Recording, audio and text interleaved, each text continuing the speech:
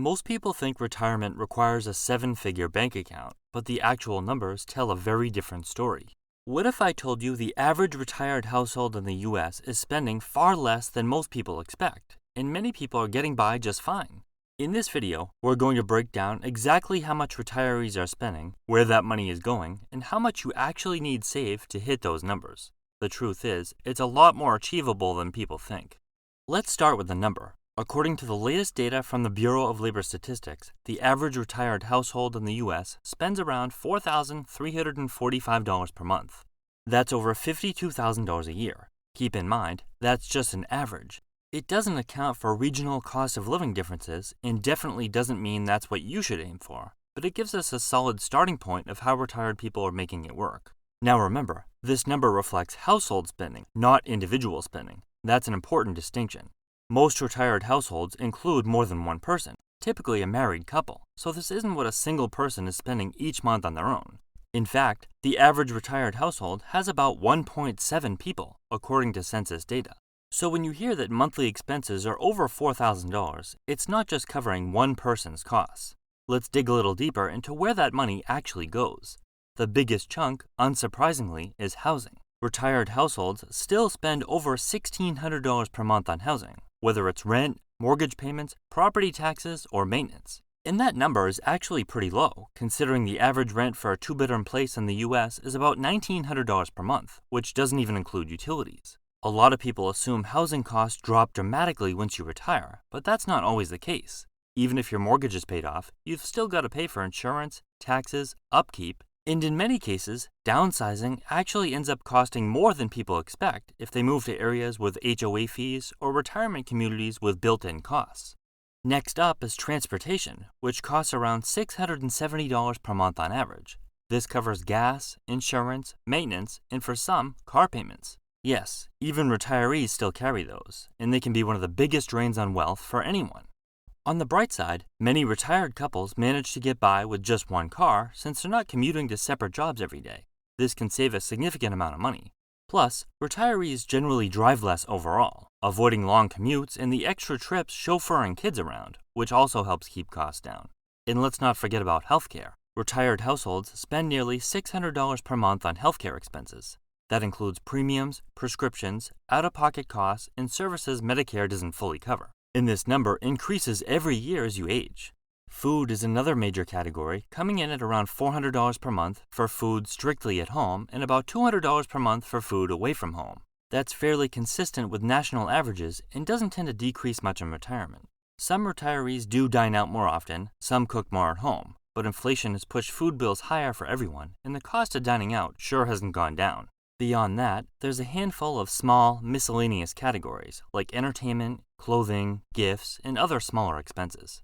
Now remember, all these numbers are averages. If you live in a big city with a high cost of living, you're going to be spending a lot more than this. If you're in rural Kansas or Mississippi, maybe less. But the point is, even in a relatively modest area, retirement is not cheap. And that's what makes the question so important. Will you have enough? Before we break that number down, let's put it into perspective. The average monthly Social Security check is about $2,000. If both members of a retired household are collecting, you're looking at roughly $4,000 per month, slightly below the average spending level. Now let's flip the script. If the average retired household spends $4,345 per month, how much money would you need to generate that amount consistently without running out? If you use the 4% rule as a guideline, which says you can safely withdraw 4% of your retirement savings each year, adjusting for inflation, it provides a conservative estimate. Interestingly, even the rule's original creator has noted that in many situations, retirees could safely withdraw more than that amount. Even so, using the 4% rule as a benchmark, you'd need roughly $1.3 million in savings to consistently generate $52,000 per year in retirement income. That's just the raw math, assuming no other income sources. So if you're planning to retire early and don't want to rely on Social Security or earn any extra income on the side, that's the kind of number you'd want to aim for. Now, if you factor in two average Social Security incomes, that alone brings in around $48,000 per year, which means you're only about $4,000 short of covering the average spending. And to bridge that small gap, you'd only need about $100,000 in retirement savings, assuming a 4% withdrawal rate. That amount would generate the extra $4,000 per year indefinitely. giving you a complete income picture without needing a massive portfolio. Now let's say you're a single person with only one average Social Security income, around $24,000 annually. To cover the full $52,000 in average spending, you'd need to make up the remaining $28,000 yourself. Using the 4% rule again, that would require about $700,000 in retirement savings. But in reality, a single retiree likely wouldn't be spending as much as a two-person household. Housing might be smaller and less expensive, daily costs like groceries and utilities would be lower, and even transportation can be reduced when there's only one person to account for. These numbers don't include taxes, and that's intentional, because the truth is, everyone's tax situation in retirement is way different. It depends on a mix of factors, like where your money is coming from, whether it's an IRA or Roth account, a taxable brokerage account, your tax bracket, your filing status, and a host of other personal details. But in many cases, retirees end up paying much less in income taxes than most people expect, especially if a large portion of their income is coming from Social Security or tax-advantaged accounts. Now, to be fair, not everyone needs $52,000 per year during retirement. That number reflects the average, but there's a wide range of lifestyles within the retired population. A ton of people are living on much less than that, some out of choice, others out of necessity. There are plenty of retired people getting by on Social Security income alone, albeit not always the most comfortable lifestyle. Not everyone needs constant travel, dining out, or expensive hobbies to feel fulfilled, especially as they age and those things get more challenging. While $52,000 per year might be average, it's definitely not a one-size-fits-all figure, and your own retirement needs might be quite a bit higher or lower depending on where you live, your health, your habits, and your expectations. On the other hand, there are some people spending a lot more than that. That $52,000 figure is an average, or mean, which means it can be influenced by households with much higher spending, especially wealthier retirees. In other words, a few high-spending households can skew that number upwards.